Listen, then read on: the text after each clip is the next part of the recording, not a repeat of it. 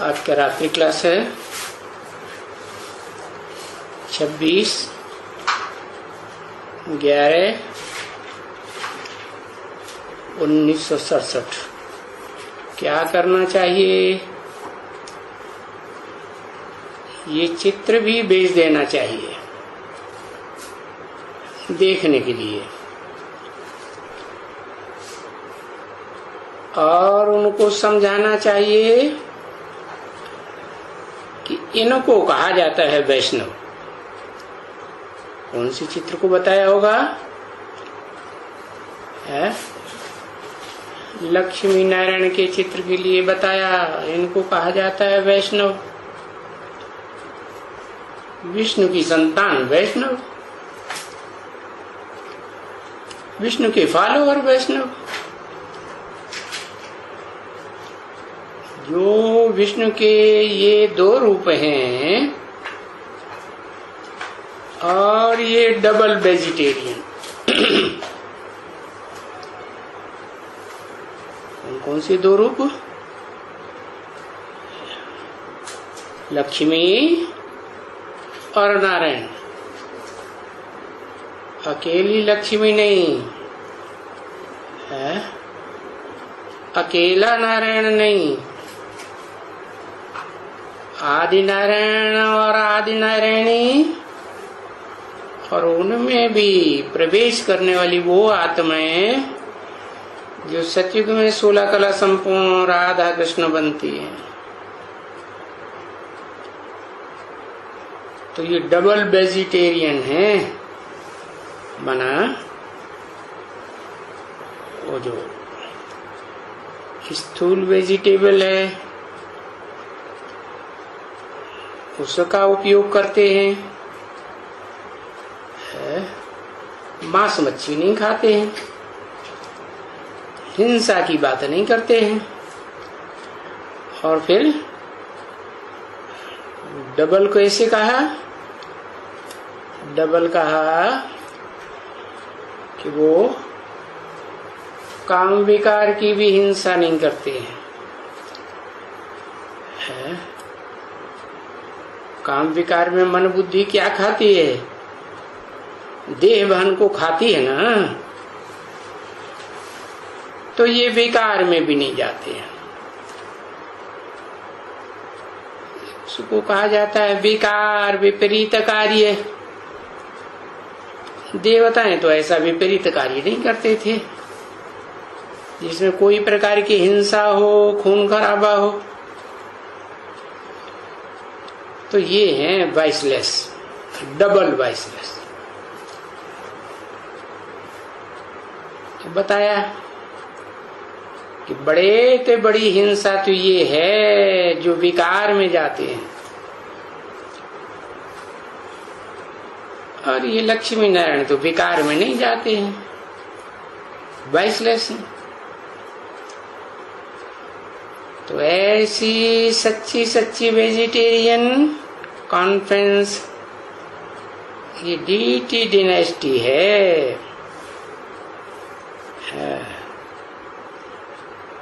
और ये कैसे बनते हैं? डीटी डायनेस्टी बने कोई एक जन्म की बात नहीं है, पीढ़ी दर पीढ़ी इन देवताओं की जो पीढ़ियां चलती हैं उनमें जो राजाई चलती है उसे डायनेस्टी कहा गया। तो बनते कैसे हैं? तो ये तो बच्चे जानते हैं कि मनुष्य हर एक आत्मा जो तमो प्रधान बन गई है, जो कलयुग में, कलयुग के अंत में आकर के आयरन एज में आ जाती है, तो वो जरूर गोल्डन एज में कैसे जाएगी? आयरन एज में कैसे आई है? खाद पड़ती गई जन्म जन्मांतर, युग युगांतर में है। त्रेता में चांदी की खाद, द्वापर में तांबे की खाद। तांबा क्यों कहा? लाल रंग होता है ना। हाँ, तो काम बेकार है, खून खराबा करते हैं तो लाल रंग हुआ। और फिर कामेश क्रोधेश होते हैं, काम की आस पूरी नहीं होती तो क्रोध में आ जाते हैं। तो उसे भी कहेंगे लाल लाल आंखें, लाल लाल चेहरा हो जाता है, तो तांबे जैसा हुआ ना। बताया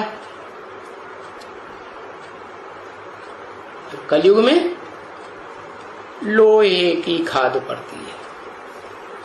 लोहे जैसी तामसी काली आत्माएं काले कर्म करने वाली सृष्टि पर उतरती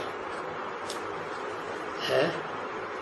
जो मुख्य धर्म है ना, 4 देवता, इस्लामी, बौद्धि, क्रिश्चियन, इन 4 धर्मों के जो फॉलोअर्स आते हैं कलयुग में, वो क्या करते हैं?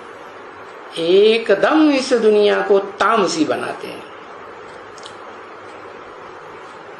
तो कैसे आ गई है आयरन एज में ये दुनिया?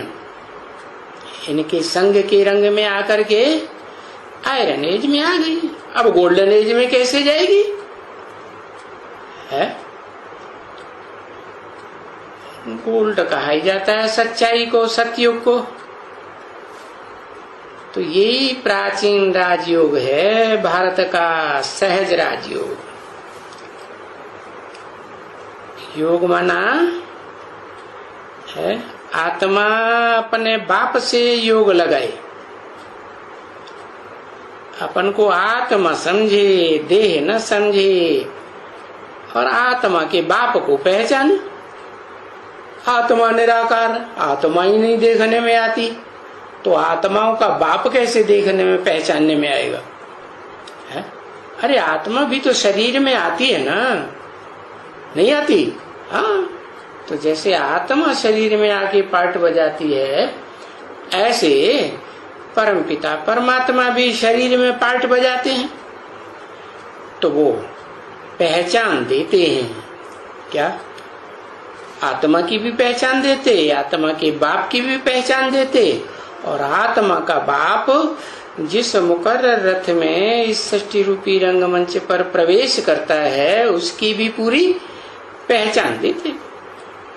तो जब पहचान देते हैं तो पता लगता है कि ये परम पिता परमात्मा किसे कहा जाता है? किसे कहा जाता है? परम पिता कहा जाता है जिसका कोई बाप नहीं होता, बापों का बाप है। इस मनुष्य सृष्टि का जो बाप है, प्रजापिता आदम अर्जुन, उसका भी बाप, परंतु उसका कोई फिर बाप नहीं होता।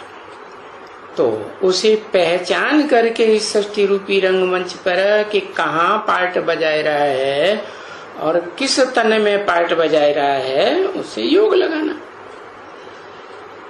क्योंकि वो है पतित पावन है, जिससे योग लगाना है, वो पतित और पावन का मेल है। कौन पतित है? जिस मुकर्रर रथ में प्रवेश किया वो हुआ पतित, और जिसने प्रवेश किया है कौन? हाँ, आत्माओं का बाप, वो है वर्प्य और पावन। तो वो है वर वेजिटेरियन, है डबल वेजिटेरियन। तो फिर डबल अहिंसक भी हुआ या नहीं हुआ? है स्थूल हिंसा भी नहीं करता और काम विकार की भी हिंसा कैसे करेगा? क्योंकि वो तो है ही पतित पावन। तो एवर वेजिटेरियन। तो ये बहुत सहज समझने की बात है। उनको ये चित्र भी भेज देना कि ये जो हैं, ये इनकी स्थापना हो रही है। क्या है ये जो लक्ष्मी नारायण, इनके राज्य की स्थापना हो रही है अभी। अभी माने कभी, कलयुग के अंत और सतयुग के आदि का जो संगम है, इसको कहेंगे पुरुषोत्तम संगम युग है। पुरुष माने आत्माएं जो भी पार्ट बजाने वाली है इस संसार में, और उनमें नंबरवार उत्तम ते उत्तम बनने वाली आत्माएं कैसे प्रत्यक्ष होती है। क्योंकि त्रिमूर्ति में तो उत्तम ते उत्तम 3 मूर्तियां दिखाई है ना, ब्रह्मा, विष्णु और शंकर। तो त्रिमूर्ति में तो आ जाता है ब्रह्मा द्वारा स्थापना, फिर क्या है? हाँ, शंकर द्वारा विनाश। ऐसे नहीं कि ब्रह्मा विष्णु शंकर सीधा सीधा बोल दो, ब्रह्मा द्वारा स्थापना विष्णु द्वारा पालना, ऐसे कैसे हो जाएगी? क्यों नहीं हो जाएगी? ब्रह्मा द्वारा स्थापना के बाद शंकर द्वारा पालना क्यों, वो विष्णु द्वारा पालना क्यों नहीं हो सकती है? क्योंकि हाँ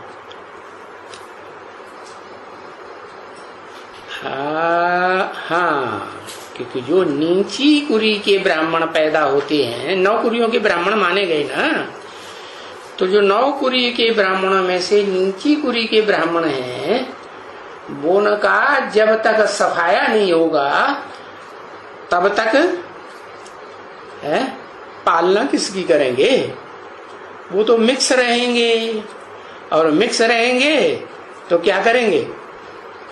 मिक्स होंगे तो क्या करेंगे? नीचे गिरेंगे खुद भी, और जो श्रेष्ठ ब्राह्मण हैं सूर्यवंशी, चंद्रवंशी, असल चंद्रवंशी, उनको भी नीचे गिराएंगे। तो 2 अक्षर लिख करके ऐसा चित्र उनको भेज देना चाहिए, ज्यादा लिखने की जरूरत नहीं है। मैं समझता हूं ये चित्र तैयार भी होंगे, और यहां भी शायद होगा। तो अभी तलक जो है वहां, यहां शायद महीना भर है, यहाँ कहाँ न कहाँ कॉन्फ्रेंस तो करते ही रहते हैं, लेक्चर्स करते ही रहते हैं कॉन्फ्रेंसेस में। तो ये लोग तो और तो कोई नहीं सिखला सकते है सिवाय तुम बच्चों के। ये भी तो तुम बच्चों को शुद्ध अहंकार है ना बच्ची, क्या कि नई दुनिया कैसे बनती है, सतयुग कैसे बनता है, स्वर्णिम दुनिया कैसे बनती है, और फिर वो दुनिया बिगड़ करके लोहे की दुनिया, काली दुनिया कैसे बनती है, और काली दुनिया से फिर स्वर्णिम दुनिया कैसे बनती है सोने की। इसको तुम्हारे अलावा कोई नहीं समझा सकता। ये कोई अहंकार की बात नहीं। कैसा अहंकार है? तुम्हारा शुद्ध अहंकार है, इसको कहा जाता है शुद्ध अहंकार। आत्मा के अहंकार को कहा जाता है शुद्ध अहंकार। और फिर अशुद्ध अहंकार किसको कहा जाता है? अरे है, हाँ, देह के अहंकार को कहा जाता है अशुद्ध अहंकार। देह समझते हैं तो अशुद्ध अहंकार आता है, आत्मा समझते हैं तो आत्मा के बाप को पहचानेंगे और उससे योग लगाएंगे तो शुद्ध अहंकार आएगा। तो आत्मा के अहंकार को है और देह के अहंकार को, तो ये दो बातें हो जाती हैं। वो हो जाता है शुद्ध अहंकार और वो हो जाता है शुद्ध अहंकार। तो वो कॉन्फ्रेंस में उनको ये चित्र भी भेज देना चाहिए कि ये है सच्ची डीटी डिनाइस्टी, है सच्चे सच्चे वेजिटेरियंस। कैसे? ये जो स्थूल हिंसा है वो भी नहीं करते हैं खून खराबे की, और जो काम विकार की हिंसा है वो भी नहीं करते हैं, न मनसा से, न वाचा से, न कर्मेंद्रियों से। तो ये हुए सच्चे वेजिटेरियन से लक्ष्मी नारायण।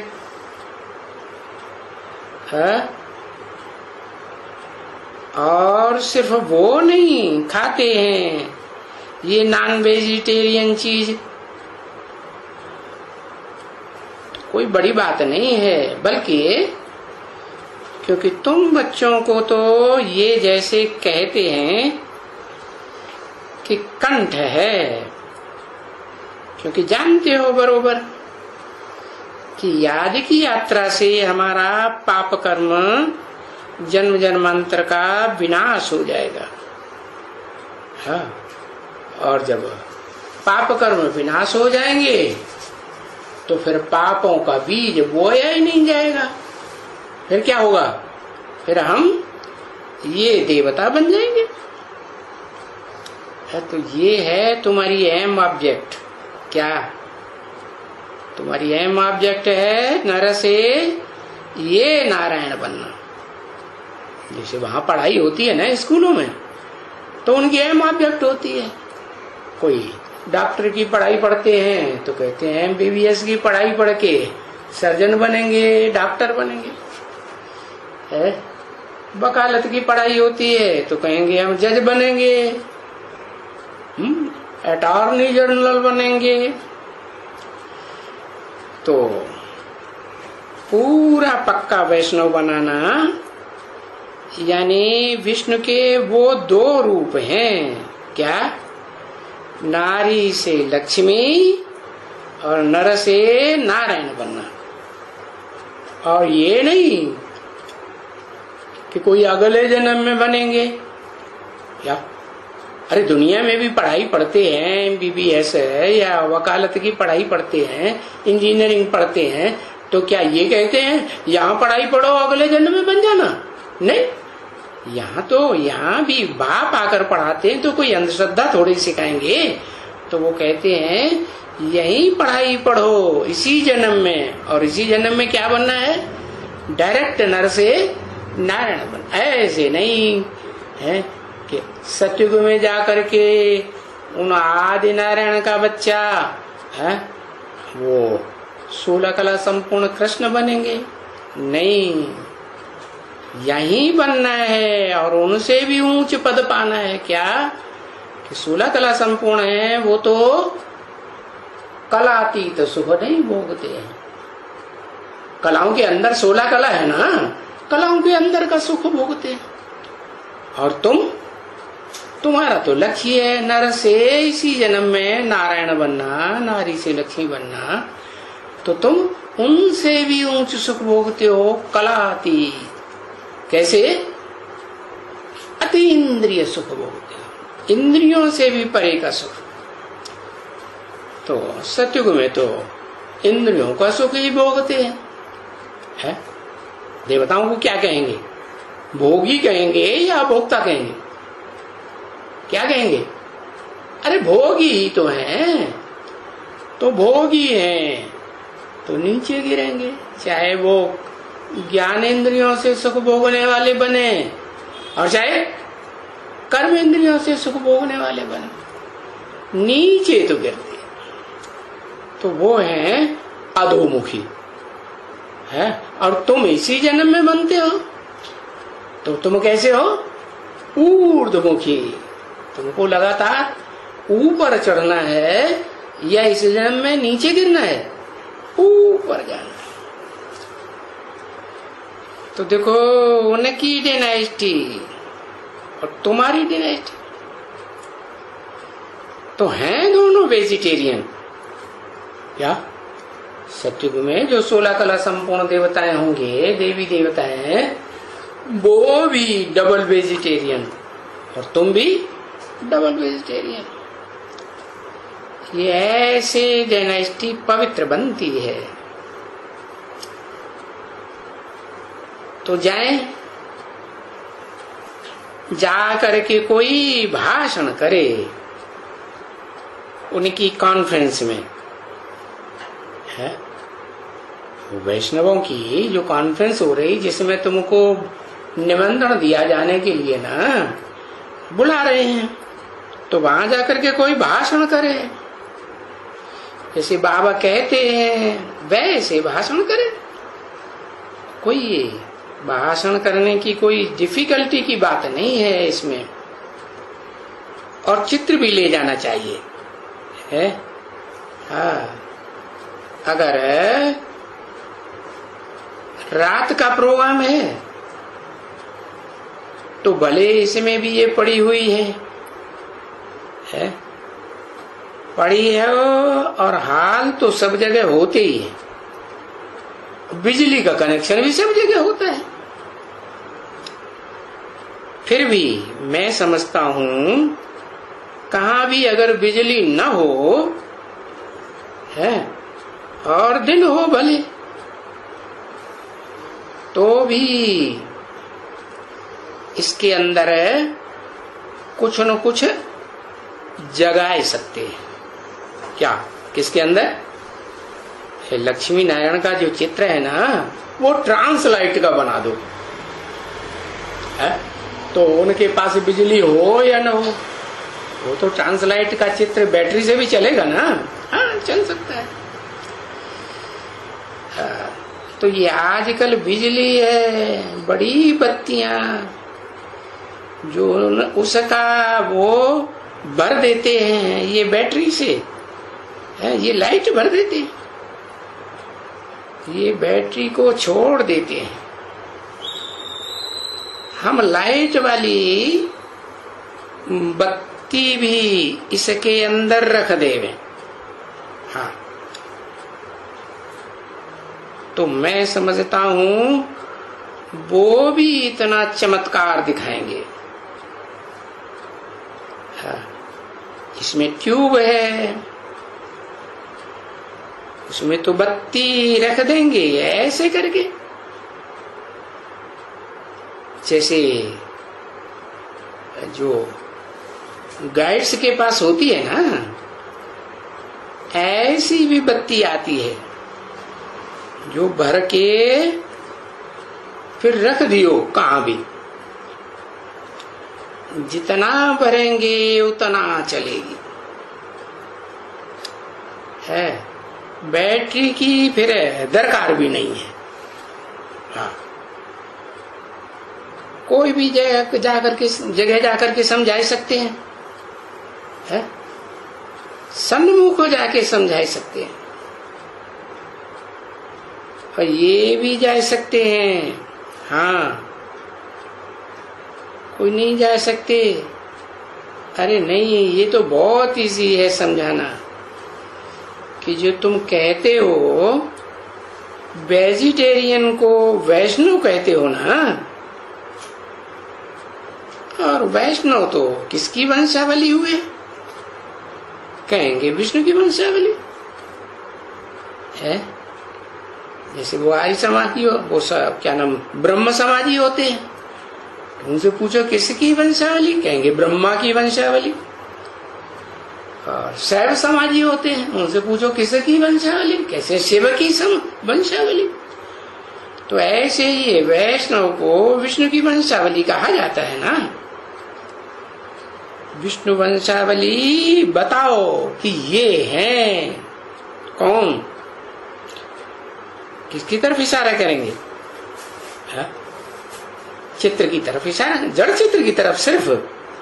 हाँ, अरे चैतन्य चित्र बनेंगे तब ज्यादा समझेंगे या जड़ चित्रों से समझेंगे? चलो ट्रांसलाइट का बना देंगे। तो चैतन्य चित्र ट्रांसलाइट के नहीं हो सकते क्या? अरे क्राइस्ट को देखो, बुद्ध को देखो, गुरु नानक के चेहरे को ध्यान से देखो, उनके चेहरे पर ट्रांसलाइट जैसा चेहरा चमकता है कि नहीं? नहीं चमकता। तो ऐसे ही वो धर्म पिताएं तो हैं, देह अभिमानी धर्म पिताएं, दुनिया के बाद में आने वाले। और ये तो ये कौन है? ये तो आदि नारायण, इस सृष्टि के जो आदि का धर्म है, आदि सनातन देवी देवता धर्म, उनके स्थापक हैं। तो उनका तो चेहरा कितना चमचमाता हुआ होगा, है? जड़ ट्रांसलाइट की तरह चमकता हुआ होगा कि नहीं है?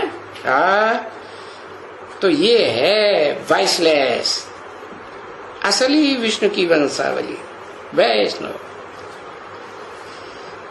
वैष्णव वाइसलेस, विशेष कोई वैष्णव वहां होता ही नहीं नई दुनिया में। यहाँ तो सारे ही विशेष हैं, विकारी हैं, विपरीत कार्य करने वाले हैं। दुख देने का कार्य, विपरीत कार्य क्या होता है? दुख देना है विपरीत कार्य, और सुख देना है अनुकूल कार्य। तो सीधा 2, 4, 5 अक्षर समझाना है और बोलो कि ये यही स्थापना हो रही है। बिल्कुल सहज। क्या करना है? अपन को आत्मा समझना है, अपन को देह नहीं समझना है, देह भान में नहीं रहना है। और बाप भी ऐसे कहते हैं। कौन बाप? जो आत्माओं का बाप है वो भी ऐसे कहते हैं, अपन को आत्मा समझो। है कोई यहाँ कहने वाला, सिखलाने वाला वो नहीं है देहधारी धर्मगुरु इब्राहिम, बुद्ध, क्राइस्ट आदि और उनके सहयोगी धर्म पिता हैं। वो देह अभिमानी है कि आत्मा अभिमानी है? देह भान के कर्म करना सिखाते हैं, करते भी देह भान के कर्म। तो बताते हैं ये आत्माओं का बाप आए हैं, बताते हैं कि समझो, क्या करो, अपन को आत्मा समझ माम एकम याद करो। क्यों? तो ऐसे नहीं है कि ब्रह्मा के 4 मुख दिखाई दिए तो मैं निराकार आकर के 4 मुखों द्वारा प्रत्यक्ष होता हूं। है किसके द्वारा प्रत्यक्ष होता हूं? है हाँ, एक मुकर्रर रथ है, एक मुकर्रर मुख है, उसको ब्रह्मा का ऊर्ध्वमुखी मुख कहा जाता है। बाकी ये 4 मुख तो दिशाओं का अवलोकन करने वाले हैं, 4 दिशाओं को है। तो 4 दिशाओं में 4 मुख दिखाए गए, कोई पूर्व की दिशा वाला, कोई पश्चिम की दिशा वाला, कोई उत्तर की दिशा वाला, कोई दक्षिण की दिशा वाला। अरे इधर उधर देखेंगे तो ऊपर चढ़ेंगे या ऊपर देखेंगे ऊपर वाले को, जो सदा ही ऊंची स्टेज में रहने वाला। कहा ही जाता है ऊंचे थे ऊंचा भगवंत है। तो उस ऊंचे थे ऊंचे भगवंत को बताया कि वो एक ही मुकर्रर रथ में प्रवेश होकर के संसार में प्रत्यक्ष होता है। इसलिए बोला माम एकम याद करो। माने जो भक्ति मार्ग में 4 मुखों वाला ब्रह्मा समझते हैं वो ब्रह्मा की बात नहीं है। क्या अभी यहाँ रिहर्सल भी हो रही है, शूटिंग भी हो रही है। क्या शूटिंग हो रही है? 4 मुखों वाला ब्रह्मा भी है, टेम्परेरी ब्रह्मा है, और मुकर्रर रथ वाला ब्रह्मा भी यहाँ है। तो अब सभी देह के संबंध छोड़ दो, मुझे एक को याद करो है। क्योंकि एक को याद किया था तो एक जैसे प्योर बन गए थे। है पहले पहले शुरुआत में ऐसे एक जैसे प्योर बन गए थे। हाँ कौन एक कौन है, जिसे कहा जाता है विश्व पिता है, सारे विश्व का कौन, सारे विश्व में जिसने राज्य किया, आदि नारायण। तो ऐसे प्योर आए थे, और जो भी आत्माएं आई थी है वहां से, वो सब कैसी आई थी, जब जब भी आई है इस सृष्टि रूपी रंगमंच पर, कोई सतयुग में, कोई त्रेता में, कोई द्वापर में, कोई कलयुग में, तो जब भी आती हैं तो प्योर आई थी या इम्प्योर आई थी, है? पवित्र आत्माएं आई थी, बाप के घर से आई थी, है? पहले शुरुआत में आई थी गोल्डन एज में, है? पीछे आयरन एज में पड़े कौन, ये आदि लक्ष्मी नारायण पहले पहले शुरुआत में आए थे गोल्डन एज में, फिर विशेष बन गए संग के रंग में आते आते, और नई दुनिया में तो सब वाइसलेस थे। फिर जब द्वैतवादी दुनिया बनी, दो दो धर्म आए, दो दो राज्य आए, दो दो भाषाएं आई, दो दो कुल, और दो दो मतें, 2 से 4, 4 से 8 मतें होने लगी, तो फिर वाइसलेस नहीं रहे, क्या बन गए, विशियस बन गए, विकारी बने। तो आप वाइसलेस बनने के लिए क्या चाहिए है, किससे योग चाहिए, एक से योग चाहिए। किस योग से, किससे, जो एवर प्योर है। एवर प्योर कौन है, इस सृष्टि पर पार्ट बजाने वाली चारों युगों में कोई भी ऐसी आत्मा नहीं है जो विशियस न बनती हो। कोई है, कोई नहीं है, सब भोगी हैं। एक ही अभोक्ता है जो इस सृष्टि पर सदा काल नहीं रहता, वो तो सिर्फ आता है कलयुग के अंत और सतयुग के आदि के संगम पर, मना पुरुषोत्तम संगम पर आता है पुरुषों को उत्तम ते उत्तम बनाने के लिए। सब पुरुष रूपी आत्माओं को पता चलता है कि मेरा क्या उत्तम ते उत्तम पार्ट है। तो फिर उत्तम बनने के लिए जैसा पुरुषार्थ करेंगे याद का, वैसे उत्तम बनेंगे। तो वो पुरुषार्थ मुख्य क्या हुआ, योग।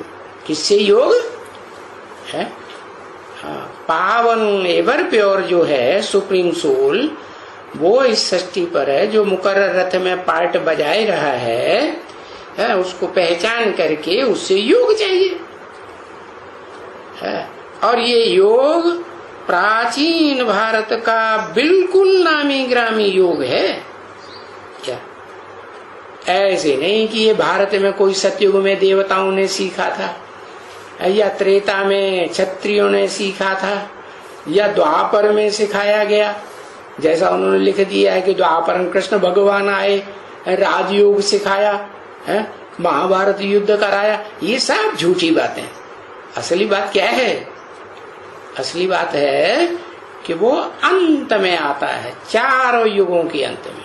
ये ड्रामा जो बेहद का ड्रामा है ना, ये दुनिया, इसमें 4 सीन है, चारों सीन के अंत में, अरे चारों सीन के अंत में वो आकर के ये जो नामी ग्रामी योग है वो प्राचीन क्यों कहा गया। ऐसे नहीं सतयुग त्रेता का है, पुराने युगों का नहीं। सतयुग त्रेता से भी पुराने समय में जो युग हुआ था वो हुआ था पुरुषोत्तम संगम युग। कितना टाइम का, अरे ज्यादा टाइम का नहीं। जैसे और धर्म पिताएं आते हैं इस दुनिया में तो वो ज्यादा से ज्यादा कितना टाइम लेते हैं, 100 साल टाइम लेते हैं अपना धर्म स्थापन करने की। चाहे इब्राहिम हो, इस्लाम धर्म, बुद्ध हो, बौद्ध धर्म, क्राइस्ट हो, क्रिश्चियन धर्म, टाइम कितना लेते हैं, 100 साल। ऐसे ही वो सुप्रीम सोल बाप भी सृष्टि पर आते हैं कलयुग के अंत में, तो कितना टाइम लेते हैं? वो 100 साल का संगम युग। कौन सा 100 साल का? 50 साल समझो कलयुग के अंत के, और 50 साल समझो सतयुग के, आदि सतयुग। दोनों को मेल से बना पुरुषोत्तम संगम युग। तो वो टाइम जो प्राचीन टाइम हुआ, वो बिल्कुल नामी ग्रामी है, जिसके लिए विलायत वाले भी चाहते हैं कि हम इस प्राचीन सहज राजियों को जो भारत का है वो हम समझे। तो वो हम समझाए रहे हैं, और इसको कोई भी नहीं समझा सकेंगे है? जो विद्वान पंडित आचार्य सन्यासी लोग विदेशों में जाते रहते हैं और कहते हैं हम प्राचीन भारत का सहज राजयोग सिखाने आए हैं, वो सिखला ही नहीं सकते। ढेर के ढेर जाते हैं विलायत में, हाँ, और ढेर सारा पैसा कमा के आ जाते हैं। अरे हाँ, कमाते हैं? नहीं कमाते हैं। कमाते हैं कि नहीं? अरे विद्वान पंडित आचार्य जो सन्यासी जाते हैं विदेशों में, प्राचीन सहज राजयोग भारत का सिखाने आए हैं, तो बुद्धू बना के आते हैं, पैसे बना के आ जाते हैं। बताया, वो नहीं समझा सकेंगे, क्योंकि वर्ण होते हैं क्या? देवता, क्षत्रिय, वैश्य, शूद्र है। तो ये जो ब्राह्मण वर्ण है ना, वो संगम युग पर तैयार होता है।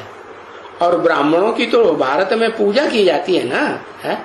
हाँ, उनके पांव धोते हैं, धोते ही नहीं, पूजा करते हैं, और उनको अच्छा अच्छा भोजन बना के खिलाते हैं, तो पूजा हुई ना। हाँ, तो ब्राह्मणों की पूजा करते हैं। क्यों?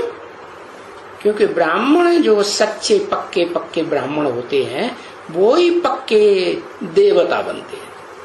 हाँ, अगर ब्राह्मण नहीं बनेंगे, पक्के कच्चे ब्राह्मण बनेंगे, बाद वाली नौकरियों के ब्राह्मण बनेंगे, तो उनको पक्का देवता नहीं कहा जाए। क्यों नहीं कहा जाएगा?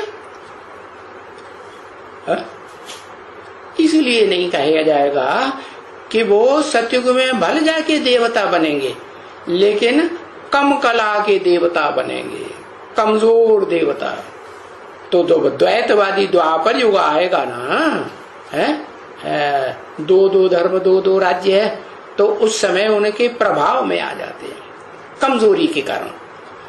तो बताया पक्का ब्राह्मण चाहिए, पक्के ब्राह्मण बनेंगे तो पक्के देवता बनेंगे। तो ब्राह्मण वर्ण ही ये संगम युग पर, कौन से संगम युग पर? पुरुषोत्तम संगम युग पर।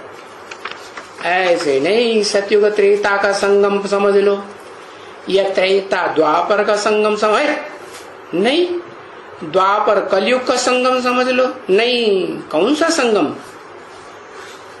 कलयुग अंत और सतयुग आदि का पुरुषोत्तम संगम युग। इस संगम युग पर हम ये सीख रहे हैं। 26/11/1967 की रात्रि क्लास का दूसरा पेज। तो अभी ये सिंपल सी बात समझाने में तो कोई तकलीफ नहीं है। हाँ, इसमें समझाने में कोई टाइम लगता है नहीं। और ये देते हैं 10-15 मिनट कॉन्फ्रेंस में भाषण करने के लिए। कितना टाइम देते हैं? हाँ, थोड़ा टाइम देते हैं।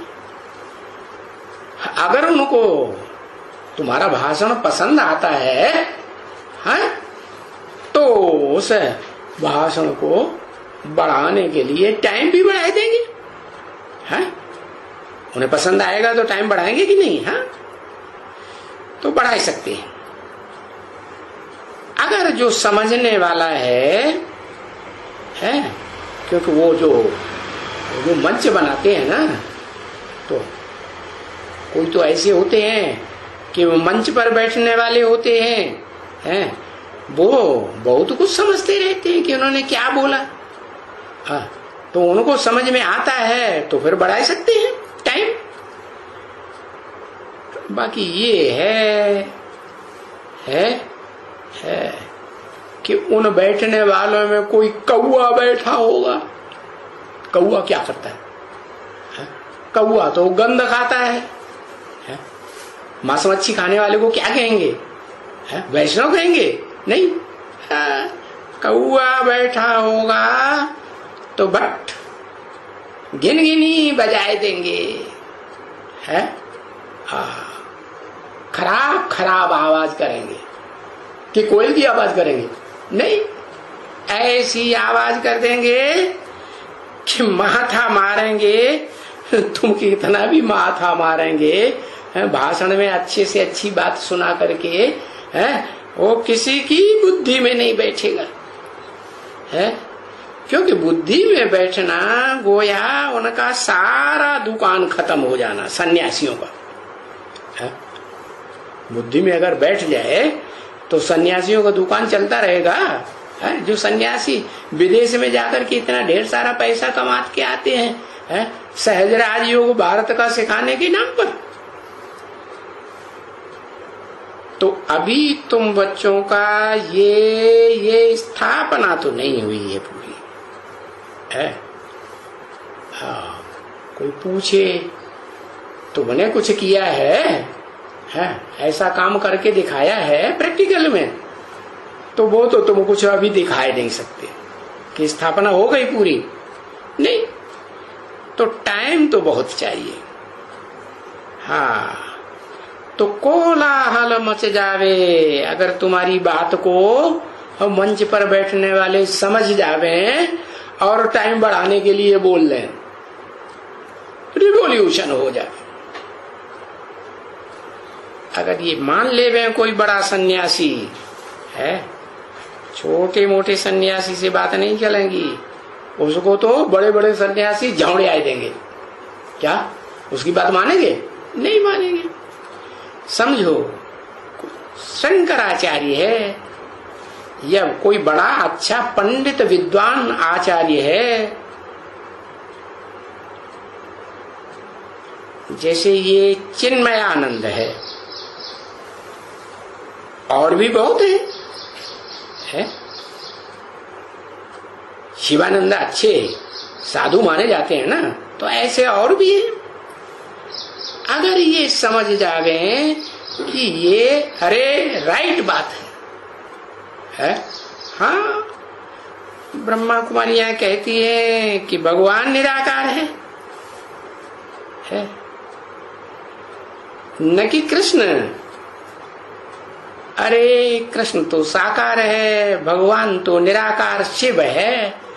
उसकी यादगार में भारत में ज्योतिर्लिंगम बने हुए हैं, और मुख्य ज्योतिर्लिंगम तो जो पहला मंदिर बना था ना, सोमनाथ मंदिर बना था ना गुजरात में, तो उसमें वो ज्योति दिखाई गई ना, पत्थर के बीच में क्या रखा? हीरा दिखाया गया था। तो हीरे में से ज्योति निकलती है ना, तो दिखाया। तो वो तो निराकार है, निराकार की ज्योति है, तब तो ज्योतिर्लिंगम कहते हैं। कृष्ण कोई निराकार थोड़े ही है? निराकार के साथ ही योग लगाना पड़ता है? और वो ही निराकार कहते हैं, ज्योति सदा शिव ज्योति। क्या? जो कभी साकार तन में आने के बावजूद भी साकारी बनते ही नहीं। क्या साकार से उनका अटैचमेंट होता है? नहीं होता है। तो वो कहते हैं कि माम एकम याद करो, मुझे एक को याद करो। तो एक को, उसको कैसे पहचानेंगे? जिस मुकर्रर रथ में आया हुआ है, हाँ, और उस मुकर्रर रथ की पहचान भी देते हैं, अपनी भी पहचान देते हैं, तो पहचानेंगे ना, तब कहते हैं माम एकम याद करो। उस एक में, एक व्यक्तित्व में, एक पर्सनालिटी में है दोनों आत्माएं, निराकार भी है और साकार भी है।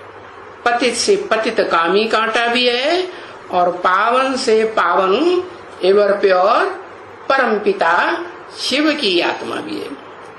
तो वो कहते हैं माम एकम याद करो। ऐसे नहीं कहते हैं कि माम एकम बिंदी को याद करो। बिंदु को कैसे याद करेंगे? है? सब बिंदी बिंदी प्राणी, सब आत्मा है, कैसे याद करेंगे? कुछ पता चलेगा? कौन सा सुप्रीम सोल? नहीं, वो तो तन में आएगा तभी पता चलेगा ना। तो वो कहते हैं मैं पतित पावन हूं। क्या वो कहते हैं? ये नहीं कहते हैं ये ब्रह्मा कि मैं पतित पावन हूं, नहीं। अरे इनसे जीव ज्यादा पतित है, वो मुकर्रर रथधारी है। जैसे वो रामायण में कहा है ना, मैं पतितन को राजा, और कोई ने नहीं कहा। क्या और कोई नहीं कहा? और कोई कविता करने वाले जो ढेर सारे विद्वान पंडित आचार्य हुए, उन्होंने कहा कि मैं पतितों का राजा सबसे हूं, सबसे बड़ा पतित हूं इस दुनिया का? नहीं, कहा ही नहीं। क्योंकि औरों ने जो शास्त्र लिखे हैं वो तो द्वापर में लिखे हैं, और जो भारत के अर्वाचीन नए नए जो विद्वान पंडित आचार्य हुए, कवि हुए हैं, वो तो इस बात को अपना बड़े समझते हैं, देवान में रहते। तो बताया ये कृष्ण पतित पावन नहीं। अरे पतित पावन नहीं है। क्यों? क्योंकि ये तो 16 कला संपूर्ण बनने वाला बच्चा है, जिसकी पूजा होती है मंदिरों में। क्या बड़े कृष्ण की पूजा होती है क्या? नहीं। तो वो पतित पावन नहीं है, और ये कृष्ण बच्चा भी पतित पावन नहीं है। क्योंकि बच्चे को तो जन्म देने वाला कोई बाप होगा ना, है? हाँ, बाप होगा। तो और वो मान लेवे इस बात को कि गीता का भगवान कोई द्वापर के अंत में आने वाला पतित पापी युग की स्थापना करने वाला कृष्ण भगवान नहीं है। ये बात मान लेवे कि ये जो ब्रह्मा कुमारियां हैं बिल्कुल ही राइट बात बताती है। हम भी इनको फॉलो करता हूं। ऐसा कोई बड़ा सन्यासी निकले बोले कि अभी तो हम भी फॉलो करता हूं, है, तो फिर बाकी जो रह जाएंगे छोटे मोटे वो कहां जाएंगे? उसी को फॉलो करेंगे ना, बड़े को। हाँ, तो फिर खेल ही खलास हो जाए। इस दुनिया में जो झूठे झूठे खेल खेलने वाले चल रहे हैं ना, झूठे झूठे शास्त्र बनाए हुए हैं ना, झूठे झूठे भाषण देते फिरते हैं ना, है, विदेशों में जाकर के है प्राचीन सहज राजयोग भारत का सिखाने जाते हैं ना, है, इनकी सारी जो खेल है वो सब खत्म हो जाए। परंतु वो समय अभी नहीं आया है। अभी मैंने कभी 1967 की बात बताई, जब तक ये ब्रह्मा मौजूद है ना तब तक तो ये समय आने की बात ही नहीं। क्योंकि ब्रह्मा की तो पूजा भी नहीं होती, मंदिर भी नहीं बनते, मूर्तियां भी नहीं बनती, तो जरूर कोई खास बात होगी ना, है? माना जब तक वो आत्मा स्थूल शरीर से या सूक्ष्म शरीर से पार्ट बजाती है तब तक वो अधूरी है या संपूर्ण है? अधूरी। तो बताया। हाँ, बाबा कहते हैं कि जो सन्यासी वगैरह हैं इनके आने की अभी बहुत देरी है। ऐसे आए तो यहाँ बहुत हैं, आए हैं ना, है?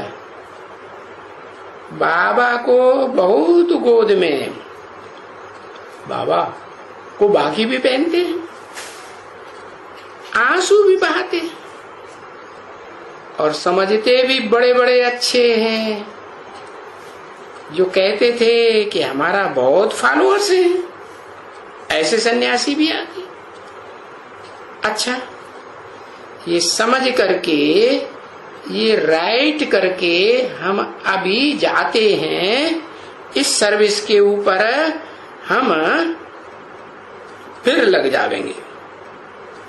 फिर देखो तो उनकी लाशें भी गुम हो जाती है, या उनकी लाश भी हमको नहीं दिखाई पड़ती, वापस लौट के आते ही नहीं। क्यों? ऐसा क्यों होता है? वो लौट के जावेंगे और सुनावेंगे कि भगवान सर्वव्यापी नहीं है, वो तो एक व्यापी है? और बस उनके चेले जो हैं क्या करेंगे? हो हंगामा मचाए देंगे, उनकी खूब ग्लानि करेंगे दुनिया में और उनको नीचे गिराए देंगे। मेंटेलिटी कैसी हो जाएगी? डाउन हो जाएगी। तो उनकी लाश भी यहां देखने में नहीं आती, गुम। महीना महीने बाप ने उनसे मेहनत की, क्या कहा? किनसे? जो यहां आकर के सन्यासियों ने समझा, उनसे कितनी महीनों महीनों मेहनत की।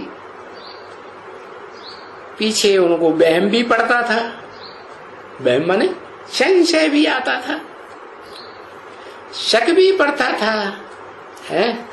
हमको भी शक पड़ता था कि ये कहीं सीआईडी बन करके तो नहीं आया। शक पड़ता था,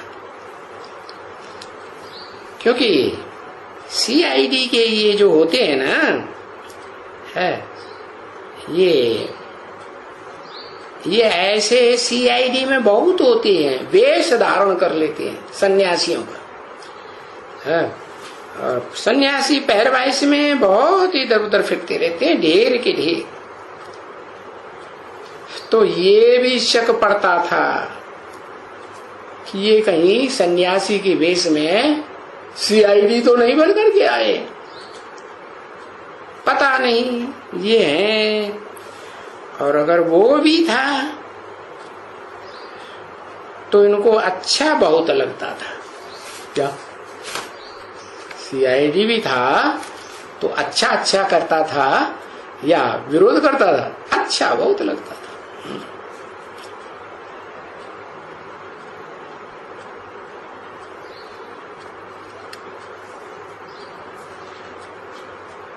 अच्छा लगता था, है, शक भी पड़ता था हमको। तो देखो ये सन्यासियों की पैरवाइश में बहुत बहुत सीआईडी फिरते रहते, ढेर के ढेर। तो फिर अगर वो सीआईडी भी था तो भी उनको अच्छा तो लगता था ना, परंतु गया तो फिर गया, आज तक वापस नहीं आया। कितने दिन तक इंतजार करती रही है, महीना रहा पड़ा है। यहाँ और कोई तो एक दो को रोज का कपड़ा वपड़ा उतार करके काम किया, थोड़ा जाओ किचन में, है, वहां पानी वानी पकाओ जा करके, है। अब वो इतनी मेहनत की है, मुफ्त का उन्होंने खाया,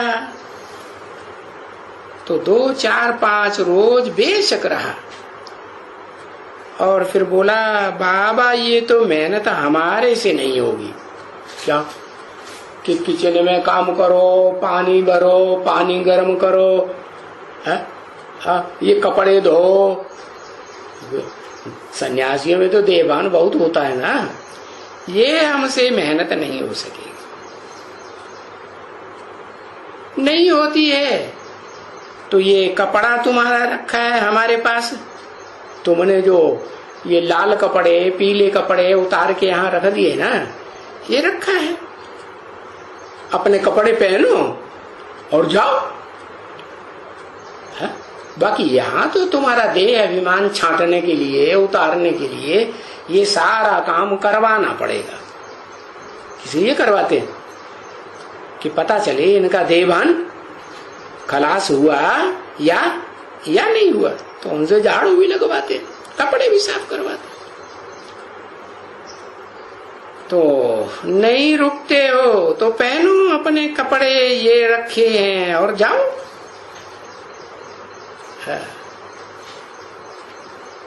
तो वो घरू बच्चे जो हो जाते हैं ना, बेहद के बाप के बच्चे, बच्चियां हो जाती है।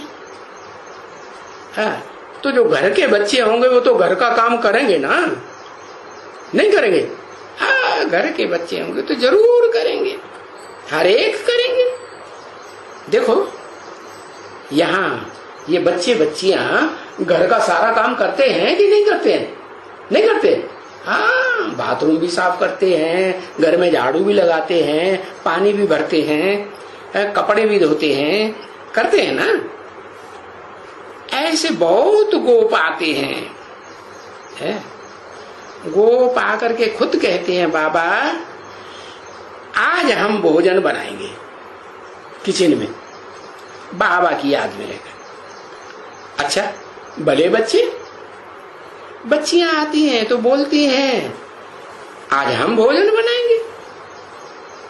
अच्छा, भला बच्ची, क्योंकि तुम बच्चियां जो बैठ करके बनाएंगे ना, वो तो अच्छा ही योग में रह करके बनाएंगे। कैसे? वो सन्यासी क्यों नहीं बना सकते?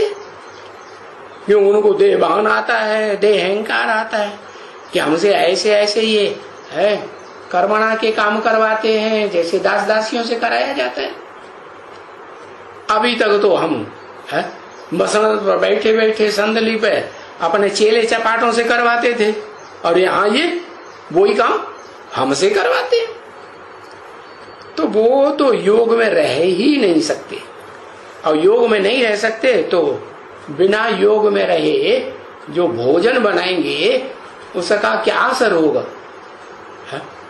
देवान में रहकर भोजन बनाएंगे तो खाने वाले क्या होगा?